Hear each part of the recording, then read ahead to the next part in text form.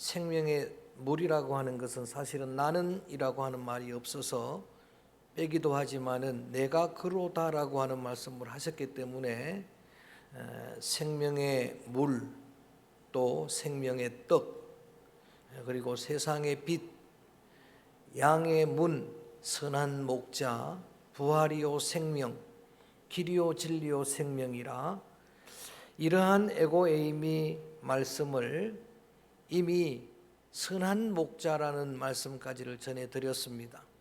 그리고 부활이요 생명, 길이요 진리요 생명이라는 말씀도 설교를 준비해놨는데 오늘 순서를 마지막부터 하도록 하겠습니다. 이번 단일 기도회 때 대구의 어느 강사님이 이 말씀을 중심으로 말씀을 전했고, 그 내용은 아니지만 마지막 예수님의 에고에이미, 요한복음 오늘 본문으로 읽었던 15장 1절입니다. 한 목소리로 읽어봅니다. 15장 1절 말씀 시작. 나는 참 포도나무요 농부라. 따라합니다. 나는 참 포도나무라. 그래서 제목을 그냥 그대로 했습니다. 나는 참 포도나무라. 예수님의 마지막 자기 계시 선언은 참 포도나무다라고 하는 참이라는 걸 강조합니다. I am the true vine입니다. 참 포도나무라는 말은 나머지는 가짜다라고 하는 이야기입니다. 여러분, 모든 말씀들이 다 진지한 예수님의 자기 선언이지만 특별히 오늘의 말씀은 더욱더 그러합니다. 요한복음은 13장에서 16장이 한 덩어리입니다. 13장에서부터 16장까지는 마지막 예수님의 십자가의 여정입니다. 그래서 다락방에서 13장의 제자들의 발을 씻기시고 또 그들에게 참 세계명인 사랑을 말씀하시고 길이요 진리요 생명이다라는 자기 선언을 하시고 보혜사 성령님을 약속하시고, 그리고 14장 마지막 절에 보면은 일어나라 여기를 떠나자라는 말씀이 있어요.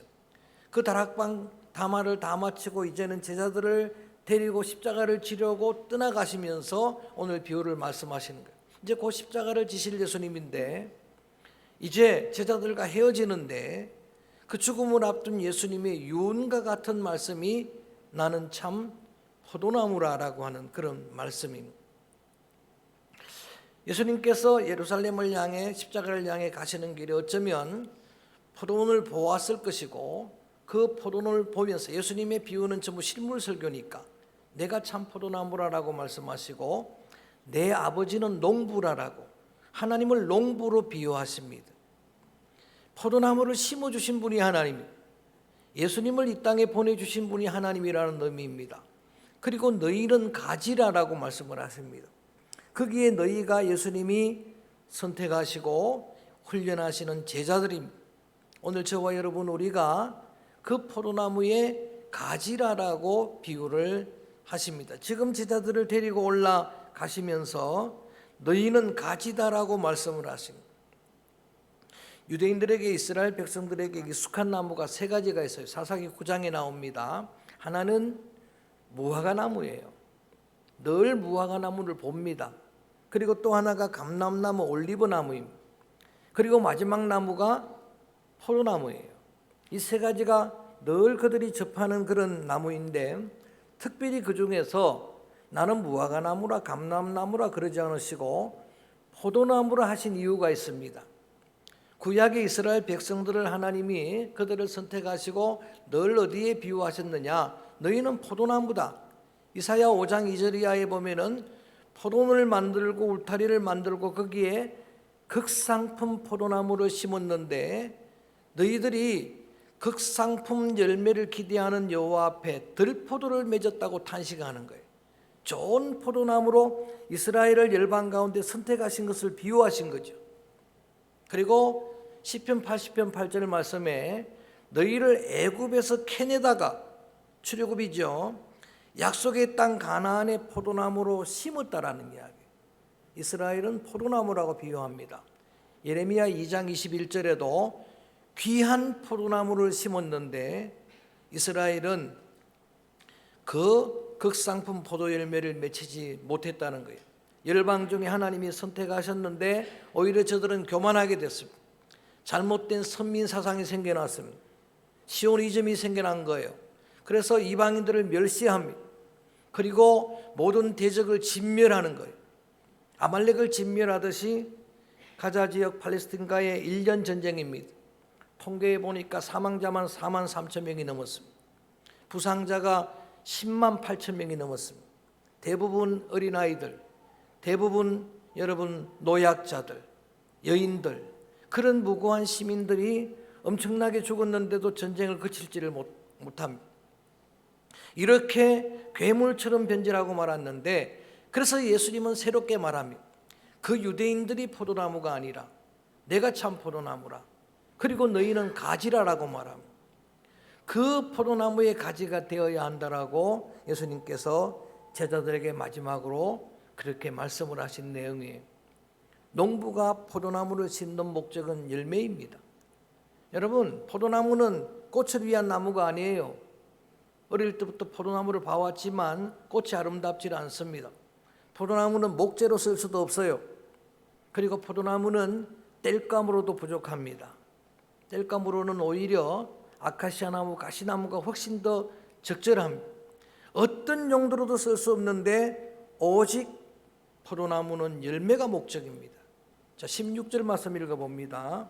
16절 말씀을 한번 크게 읽어봅니다. 시작. 너희가 나를 택한 내가 너희를 택하였나니 이는 너희로 가서 열매를 맺게 하고 또 너희 열매가 항상 있게 하여 내 이름으로 아버지께 무엇을 구하든지 다 받게 하려 함이라.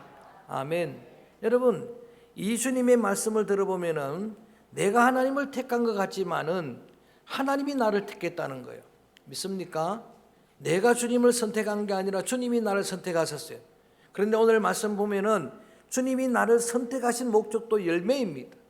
열매만이 목적이라고 말씀을 하십니다. 자, 8절로 돌아가서 한번 읽어봅니다.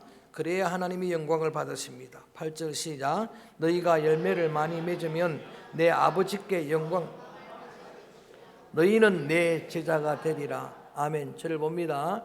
나무 가지가 열매를 맺어야 아버지께서 영광을 받는다. 오직 열매를 목적으로 우리를 심으셨기에 여러분, 열매를 맺어야 하나님이 영광을 받으십니다. 그리고 그래야 너희가 내 제자가 되리라 라고 예수님이 말씀을 하십니다. 소유문답 일문일답에 보면 사람이 제일 되는 목적은 하나님께 영광이 있습니다. 오직 하나님을 영화롭게 하는 것이라고 말합니다. 이사야 선지자는 하나님 우리를 창조하신 목적이 주의 영광이라고 말, 나의 찬송을 위해 너희를 지었다라고 말하는 거예요. 그래서 열매를 맺어야 하나님이 영광을 받으시고 또 열매를 맺어야 내 제자가 된다, 참 제자가 된다라고 말씀합니다. 여러분, 우리가 만약에 성도, 하나님의 자녀라고 하는 이름은 가졌어도 우리의 삶에 아무런 열매가 없다면은 그건 참 제자가 아니라는 의미, 무늬만 제자라는 이야기. 그래서 노미널 크리스천, 영어로 명목상 그리스도인이라는 말을 하는 거예요. 우리는 전부 다 참 제자가 되기를 원합니다. 참 성도가 되기를 원합니다. 그렇다면 열매를 맺어야 되는데 어떻게 열매를 맺을 수 있을까? 오늘 비유 말씀을 통해서 예수님이 세 가지 비밀을 말씀해 주십니다. 오늘 그걸 함께 나누려고 하는 거예요. 어떻게 우리가 열매를 맺을 수 있는가? 그 첫째 비밀이 가지가 포도나무에 붙어 있어야 된다는 이야기를 강조하는 거예요. 가지가 포도나무에 붙어 있어야 열매를 맺는다. 자, 2절을 한번 읽어봅니다. 다시 한번 읽어봅니다. 시작. 물은 내게 붙어 있어 열매를 맺지 아니하는 가지는 아버지께서 그것을 제거해 버리시고 물은 열매를 맺는 가지는 더 열매를 맺게 하려 하여 그것을 깨끗하게 하시느니라. 5절 말씀에도 보면 붙어 있어야 한다는 것을 강조하고 있습니다. 여러분, 정말 가지는 나무에 붙어 있지 않으면 바로 죽음인, 우리가 하는 말 가운데 뛰는 놈 위에 나는 놈, 그런 말을 하는 거예요. 그런데 요즘 하나가 더 붙어 있어요. 뛰는 놈 위에 나는 놈, 나는 놈 위에 붙어 다니는 놈. 이게 제일 무서운 거예요. 여러분, 붙어 있다는 게 정말 힘입니다. 이 작은 종이가 이런 붙어 있으면 뚫을 수가 없는 거예요. 바위에 붙어 있는 것처럼 예수님에게 하나님에게 딱 붙어 있으라는 이야기예요. 너희가 가지라고 하면 붙어 있어야 열매를 맺는데 만약에 붙어 있지 않으면 열매를 맺을 수 없느니라. 4절 5절도 한번 읽어봅니다. 4절 5절 말씀도 크게 한번 읽어볼까요? 시작. 내 안에 거하라 나도 너희 안에 거하리라. 가지가 포도나무에 붙어 있지 아니하면 스스로 열매를 맺을 수 없음 같이 너희도 내 안에 있지 아니하면 그러하리라. 5절 나는 포도나무요 너희는 가지라. 그가 내 안에 내가 그 안에 거하면 사람이 열매를 많이 맺나니 나를 떠나서는 너희가 아무것도 할 수 없느니라. 아멘. 믿습니까? 주님을 떠나서는 아무것도 할 수 없다라고 이야기를 하는 거예요. 그래서 오늘 이 4절 5절 말씀해 보면은 주님이 내 안에 내가 주님 안에 이걸 온전한 연합이라고 이야기해요. 온전하게 주님과 결탁되어 있어야 열매를 맺는 거예요. 여러분 이것을 제가 수학을 가르쳤는데 수학적인 용어로는 합동 조건이라 필요 충분 조건이라 그런 표현을 똑같다는 이야기. 주님은 내 안에 계시고 내가 주님 안에 거하게 되는 이것을 로마서 11장 17절에서 사도 바울은 또 다른 비유로 설명하는 거예요. 창감람나무 있고 돌감람나무 있는데 이게 접붙임 바 되면은 그러면 창감람나무를 맺는다는 거예요. 우리는 이방인들이고 우리는 죄인들이었고 돌감람나무였는데 저는 어릴 때 아버지가 접 붙이는 걸 보았어요. 고엽나무를 잘라내고 감나무 접을 붙이면은 거기에 감이 무성하게 열립니다. 악업의 나무라는 게 있어요. 그런 게 여러분 잘 모르시지만 그걸 잘라내고 사과나무를 접을 붙이면 사과나무가 무성하게 맺는 거예요. 그런 방식으로 말하면 여러분 그 예수님의 가지에다가 그 줄기에다가 우리를 접붙이는 그런 또는 반대로 내 모든 가지를 잘라내고 거기에 예수님의 가지를 접붙이는 둘 중에 하나 어떤 것이든 간에 연결된 걸 말하는 거예요. 물간과 체간을 맞추는 거예요. 그러면은 거기에서부터 열매가 여러분 그 양분이 올라와서 체간으로 통해서 영양이 올라오고 수분이 올라오고 해가지고 그 가지가 자라고 열매를 맺는 거예요. 그래서 로마서 11장 18절에는 이런 이야기를 하는 거예요. 앞으로는 가지를 자랑하지 말고 뿌리를 자랑하라. 가지는 교만하지 말고 뿌리를 자랑하라. 뿌리에서 영양을 받으니까 뿌리에서 올라오는 영양을 받고 그 수분을 받고 그래서 열매를 맺으니까 여러분 우리의 뿌리는 예수님이에요. 그분에게서 영양을 받는 거예요. 오늘 예배드리는 여러분 예배드릴 때 여러분이 주님의 은혜 받기를 축복합니다. 말씀 받기를 축복합니다. 주님의 성령 받기를 축원합니다. 그래야 그 붙어있는 그 가지의 열매가 맺어진다라고 하는 이야기. 자막 없지만 한번 7절 돌아가서 읽어볼까요? 이렇게 붙어있는 걸 설명하는 거예요. 7절 말씀 시작. 너희가 내 안에 거하고 내 말이 너희 안에 거하면 무엇이든지 원하는 대로 구하라. 그리하면 이루리라. 아멘. 절 볼까요? 주님이 여러분 말씀으로 우리 가운데 오신다는 걸 이렇게 표현한 거예요. 주님과 내가 어떻게 연합합니까? 어떻게 여러분 필요 충분히 됩니다. 주님 안에 내가 거하는 거예요. 그리고 주님의 말씀 내 말이 너희 안에 거하면 말씀으로 찾아오신다는 거예요. 그리고 그 말씀으로 기도해보라. 구하면 다 이루어지리라 라고 하는 그런 이야기. 주님에게 붙어 있다는 의미가 그런 거예요. 여러분 믿음의 성도들 예배 시간마다 여러분 말씀을 받는 거예요. 그런데 그 말씀을 가지고 기도해야 된다는 이야기를 하는 거예요. 여러분의 기도가 이제는 말씀 기도가 되기를 축원합니다. 왜냐하면 그렇게 안 되면은 기도할 게 별로 없어요. 여러분 말씀으로 기도하지 않고 기도해 보면은 한 10분 하고 나면 할 게 없어요. 내 가정 자녀들 몇 이야기 하다 보면 할 게 없어요. 그런데 말씀으로 기도하는 사람 몇 시간도 기도하는 거예요. 그 말씀 가지고 기도하는 거예요. 예수님은 십자가상에서 7마디를 하셨어요. 근데 여러분 그 대부분이 기도였습니다. 근데 그 기도는 사실은 자세히 살펴보면은 말씀 암송입니다. 말씀으로 기도한 거예요. 엘리 엘리 라마 사막다니 어찌하여 하나님 나를 버렸습니까? 원망한 게 아니고 시편 22편 1절을 암송한 거예요. 다윗이 엘리 엘리 라마 사막다니 했잖아요. 내가 목이 마르다 이게 그냥 목마르다는 이야기가 아니에요. 시편에 보니까 시인이 갈증으로 내가 목마릅니다라는 갈증 시편을 암송한 거예요. 그리고 내 영혼을 아버지 손에 의탁합니다. 그것도 역시 말씀을 암송한 거예요. 시편 기자가 내 영혼을 아버지께 의탁합니다 기도했거든요. 심지어는 예수님은 사탄이 시험할 때도 말씀으로 이긴 거예요. 말씀으로. 마태복음 4장에 보면 3번의 시험 40일 금식하신 예수님이 사탄의 시험을 받아요.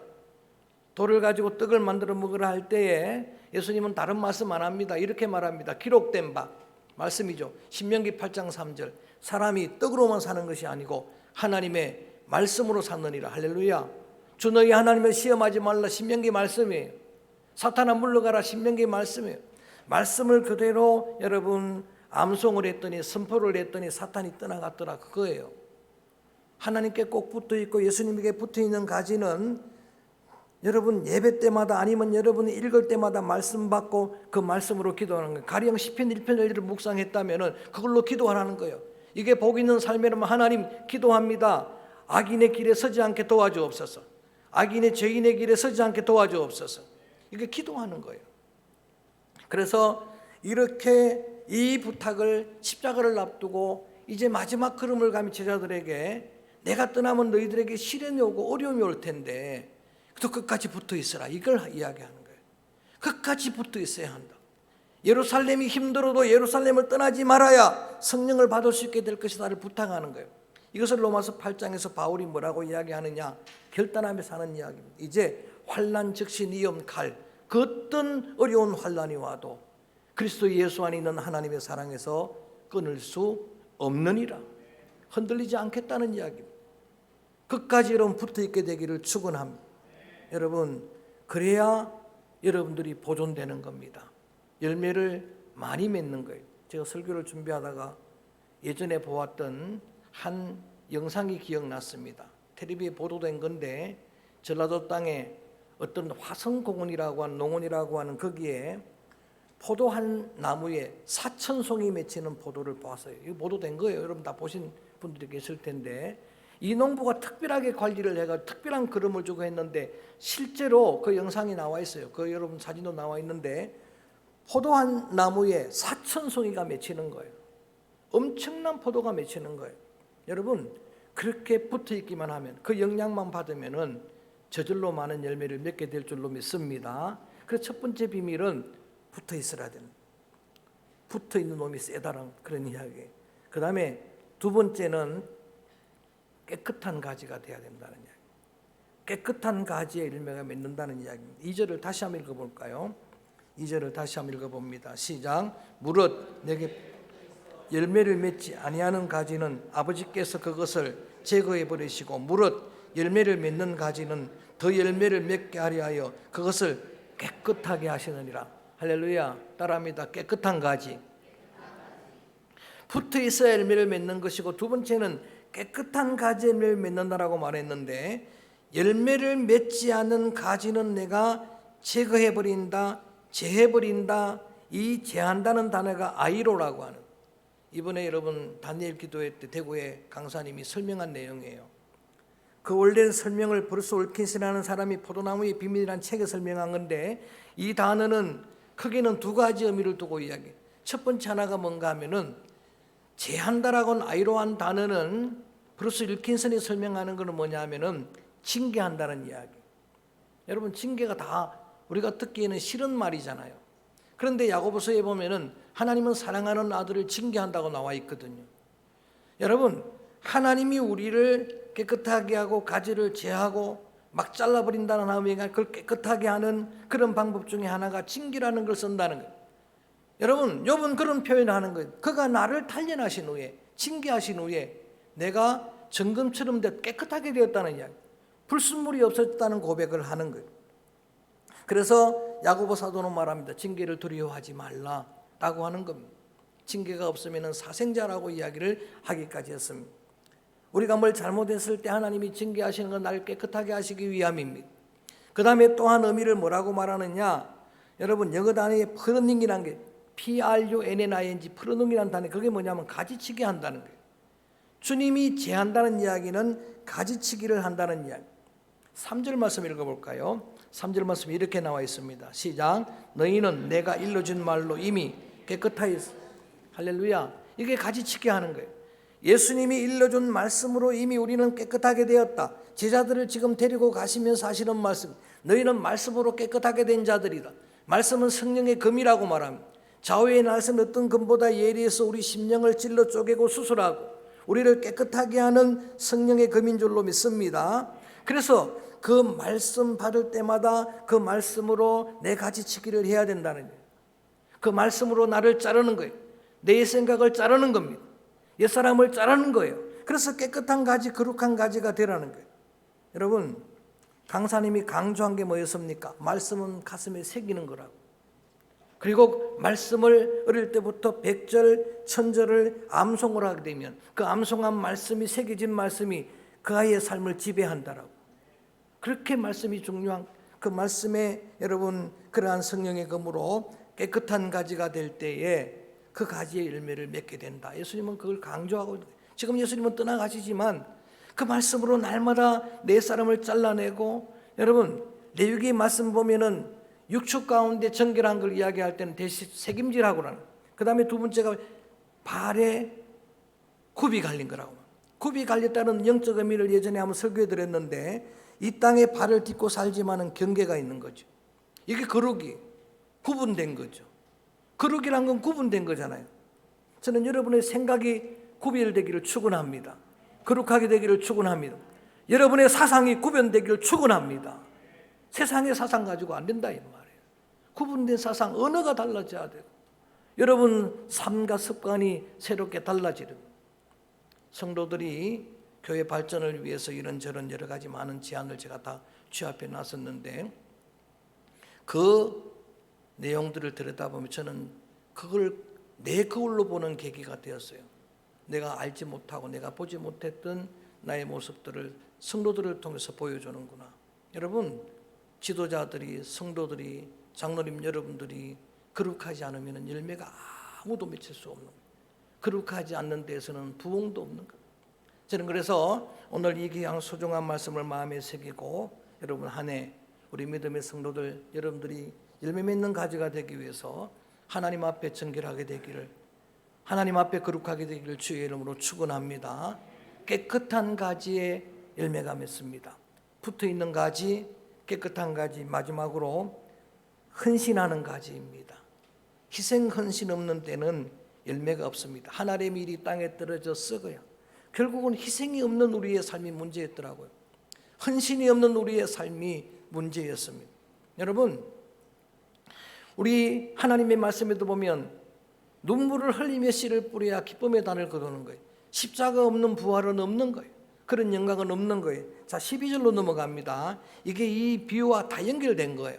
연결된 12절에 예수님이 이 마지막 비유 말씀을 제자들에게 주시면서 뭐라고 말씀하시는가, 이렇게 이야기합니다. 시작. 네.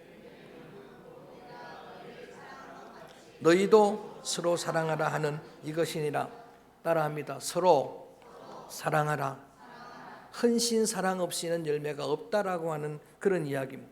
근데 그 사랑의 출처를 예수님은 먼저 뭐라고 해요? 내가 먼저 사랑했다 너희를. 내가 먼저 너희를 사랑했는데 그 사랑으로 서로 사랑해라.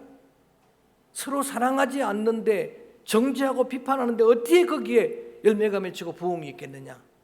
서로 사랑해라 라는 걸 강조하는 겁니다.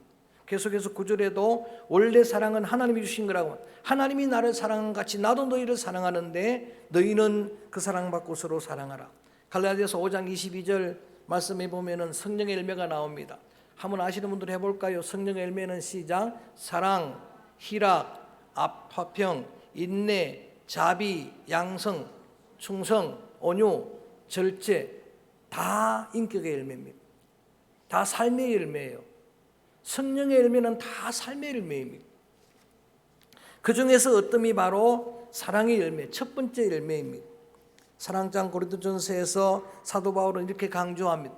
천사의 말을 해도 사랑이 없으면, 방언하고 여러분 어떤 천사의 말, 유창한 말을 한다 하더라도, 산을 옮길 만한 믿음이 있어가 기적을 행한다 하더라도 그 심령에 정말 사랑이 없으면은 이건 소리나는 구리와 울리는 꽹과리 아무것도 아니라는 거예요.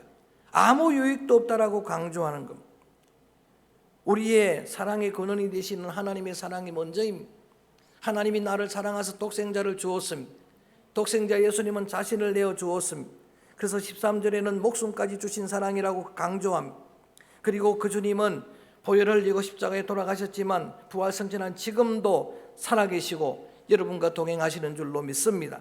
그래서 14절 15절에서 나의 친구란 말을 강조해요. 친구가 뭡니까? 늘 함께 하는 거죠. 늘 같이 하는 거죠. 휴 마틴이라는 사람이 쓴 하나님의 임재라는 책에서 특별히 마태복음을 주목하라는 그런 내용이 있습니다. 마태복음을 왜 주목하라는가 들여다봤더니 마태복음 1장 1절에 이렇게 나와요. 우리 한번 따라합니다. 아브라함과 다윗의 자손 예수 그리스도의 족보라 계보라 세계라. 그건 족보임. 그것은 마태복음을 시작하면서부터 예수님은 역사적인 예수로 오셨다는 걸 주목해 보라는 거예요. 성탄하신 예수님, 사람으로 이 땅에 오신 예수님, 그렇게 오셨을 뿐만 아니라 마지막 28장 20절에는 볼지어다 내가 세상 끝날까지 너희와 항상 함께 있으리라. 할렐루야. 이 땅에 오신 예수님은 끝까지 여러분과 함께 합니다. 저는 이것을 믿습니다. 누가 무슨 소리해도 나와 함께 하시는 예수님, 우리 가정과 우리 교회와 함께 하시는 예수님, 이 나라 이 민족과 함께 하시는 예수님 믿습니까? 누가 뭐라 그래도 그분은 영원히 우리와 함께 하시는 예수님이에요. 부활 승천하시지만 지금도 하늘 보좌 우편에서 우리를 위해 기도하시는 분이, 우리의 가정을 위해 자녀를 위해 기도하시는 분이, 이 나라 이 민족을 위해 기도하시는 분이에요. 저는 그 주님이 그 기도가 응답될 줄로 믿습니다. 끝까지 함께 하시는 그 사랑을 받았다고 하면 그 사랑에 억만분이라도 보온하는 마음으로 그 사랑을 흘러보내는 도구가 되라. 그래야 열매가 맺힌다라는 이야기. 주님 사랑받은 거 누리세요. 풍성히 누리세요. 그리고 그 사랑이 여러분을 통해서 흘러가게 되기를 주의 이름으로 축원합니다. 그 사랑이 여러분 자녀들을 통해서 세상으로 흘러가게 되기를 축원합니다. 그 사랑이 교회를 통해서 이 땅으로 이 사회로 흘러가게 되기를 축원합니다. 그래야 교회의 명예가 회복될 거 아닙니까? 권위가 회복될 거 아닙니까? 여러분, 이 말씀을 하시는 거예요. 그래서 예수님이 마지막에 제자들을 두고 떠나가시면서 나는 포도나무다, 너희는 가지다 그러면서 이렇게 가지들이 열매를 맺기 위해서는 이렇게 하자. 절대로 나를 떠나면 안 된다. 끝까지 나와 함께하고, 그리고 깨끗한 가지가 되라. 거룩한 가지가 되라. 그리고 마지막으로 희생하고 헌신하는 사랑의 삶을 살라. 예수님이 자신과 동일시하신 사회 약자들, 누구든지 내 이름으로 소자 중 한 사람에게 찬물 한 그릇을 대접하면 그들이 갇혔을 때 돌아보고 벗었을 때 여러분 옷을 내어주고 그것이 곧 내게 한 것이라. 주님이 동일시하는 그 사회 약자들, 오늘 이 연말의 계절에 정말 우리가 부족했지만 작은 사랑이라도 여러분을 통해 흘러가게 되기를 주의 이름으로 축원합니다. 그래야 열매가 맺히지 않겠습니까? 라는 이야기입니다. 나는 참 포도나무고 아버지는 농부고 너희는 가지라. 여러분, 옛날에 유대인들 그 포도나무는 주님의 기대에 부응하지 못했지만 예수님의 포도나무의 가지는 반드시 열매를 맺게 될 것이다 라고 하는 말씀을 다시 한번 마음에 새기면서 주님이 우리에게 주시는 음성으로 듣고 이 찬양을 부릅니다. 나의 안에 거하라. 그러면 열매를 맺으리라. 찬양합니다. 나의 안에 거하라.